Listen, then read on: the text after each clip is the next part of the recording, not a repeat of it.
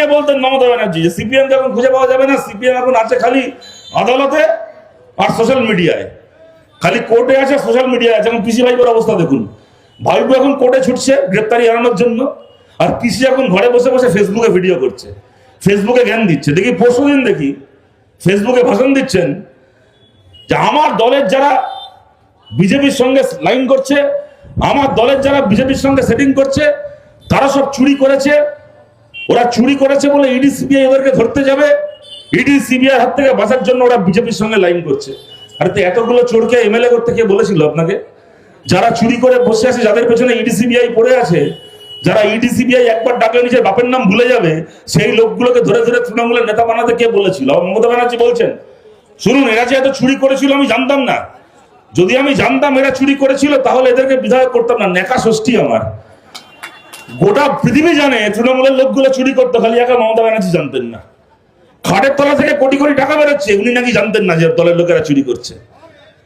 একটা তৃণমূল কংগ্রেসের নেতা গ্রামে গ্রামে দেখেছেন, এই কাকদ্বীপে, এই বকখালিতে একটার পর একটা এখানে পঞ্চায়েত বছরের পর বছর আমরা চালিয়েছি। আমাদের এমএলএ, আমাদের এমপিদেরকে আপনারা দেখেছেন, তাদের কি জীবনযাপন ছিল, তারা কি জামা কাপড় পরতেন, কিভাবে চলাফেরা করতেন, তাদের বাড়ি ঘর ধরে চেহারা কি আপনারা দেখেছেন? আর তৃণমূল কংগ্রেসের এই পঞ্চায়েতের মেম্বারগুলোকে দেখলেন, একটা করে পঞ্চায়েতের মেম্বার হওয়ার আগে গরমকালে খালি গায়ে কাঁধে গামছা নিয়ে বসে থাকতো, গায়ে পরাটা জামা থাকতো না, খালি গায়ে কাঁধে গামছা নিয়ে বসে থাকতো। দূর থেকে দেখলে, গামছা দেখলে চেনা যেত তৃণমূলের ওই লোকটা বসে আছে। তারপর তারা গিয়ে পঞ্চায়েতে ঢুকলো মানে কি ভোটে জিতে ঢুকলো না, গায়ের জোরে পঞ্চায়েত দখল করে পঞ্চায়েতে গিয়ে ঢুকলো। পঞ্চায়েতে বসার 1 বছরের মধ্যে কাঁধে আর গামছা থাকতো না, 2 কিলোমিটার দূর থেকে হেঁটে আসতো, গলায় দেখতাম কুত্তার বকলেসের মতো শোনাচ্ছে ঝুলছে, দেখলে বুঝে যেতাম তৃণমূলের নেতা আসছে।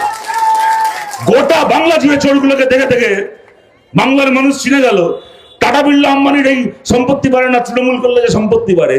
আর একা নাকি মমতা ব্যানার্জি নেকা ষষ্ঠী জানতেন না যে ওরা দলের লোকগুলো চোর। এখন আবার গদ্দারির গল্প শোনাচ্ছেন, বেইমানির গল্প শোনাচ্ছেন, বলছেন এদেরকে আমি এমএলএ করেছিলাম, এমপি করেছিলাম, এরা এখন বিজেপির সঙ্গে সেটিং করে আমার সঙ্গে বেইমানি করছে। তো মমতা ব্যানার্জি, আজ থেকে 30 বছর আগে আপনি কোন কাজটা করেছিলেন? আপনি কি করেছিলেন? আপনাকে কে চিনত? কালীঘাটের একটা টালির চালের বাড়িতে ছিলেন আপনি, সেখান থেকে নিয়ে গিয়ে আপনাকে কংগ্রেস দেশের নেতা বানিয়েছিল, ভারতবর্ষের মন্ত্রী বানিয়েছিল কংগ্রেস। আপনি কি করলেন? ক্ষমতায় আসার জন্য সেই কংগ্রেসের পিঠে ছুরি মেরে তাদের 1 নম্বর শত্রু বিজেপির সঙ্গে জোট করে আপনি বাজপেয়ী সরকারে মন্ত্রী হয়েছিলেন, আপনি এই বাংলায় বিজেপিকে ডেকে এনেছিলেন। আজ থেকে 28 বছর আগে যে কাজটা আপনি করেছিলেন, 28 বছর পরে আজকে সেই কাজটা ঋতব্রত ব্যানার্জি, সেই কাজ সায়নী ঘোষণা করছে। আরে পাপ কারো বাপকে ছাড়ে না, পাপ মমতার বাপকেও ছাড়েনি। একদিন পরে এখন খেয়াল হয়েছিল গদ্দারি বলে। আরে আপনি বেইমানির গল্প কি শোনাচ্ছেন? আপনার থেকে বড় বেইমান কে আছে?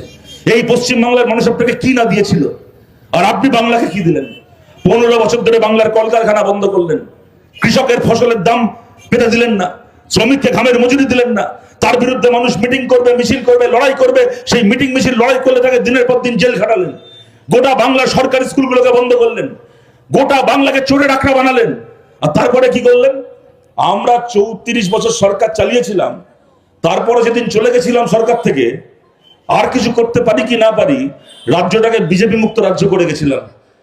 মাথা উঁচু করে বলতে পারি, গর্ব করে বলতে পারি, ক্ষমতা থেকে চলে গেছিলাম একদিন, কিন্তু এই রাজ্যে একটা বিজেপির এমএলএ রেখে যায়নি, বিজেপি মুক্ত পশ্চিমবাংলা করে গেছিলাম।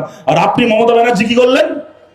15 বছর সরকার চালানোর পরে যখন গেলেন, রাজ্যটাকে বিজেপি সরকার তৈরি করে দিয়ে গেলেন এই রাজ্যে। আপনার থেকে বড় বেঈমান, আপনার থেকে বড় নেমো খারাম কে জন্মেছে বাংলায় আজ অব্দি?